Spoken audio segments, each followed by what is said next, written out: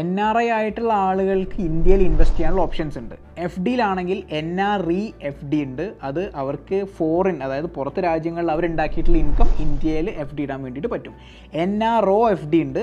അത് അവർക്ക് ഇന്ത്യയിൽ അവരുണ്ടാക്കിയിട്ടുള്ള NRI ഉള്ള ആളുകൾ ഇന്ത്യയിൽ ഉണ്ടാക്കിയിട്ടുള്ള ഇൻകം അവർക്ക് FD ആയിട്ട് കീപ്പ് ചെയ്യാനുള്ളത്. പിന്നെ FCNR എന്ന് പറഞ്ഞാൽ ഫോറിൻ കറൻസി നോൺ റെസിഡൻറ്റ് ഇന്ത്യൻസിൻ്റെ FD ഉണ്ട്, which is for them to put the FD in foreign currency it self.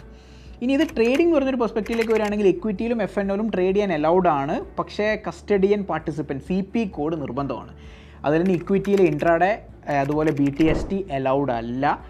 NRO mapped ആയിട്ടുള്ള അക്കൗണ്ട് ആണെങ്കിൽ FNOയിൽ ഇൻട്രാഡേ നമുക്ക് ട്രേഡ് ചെയ്യാം.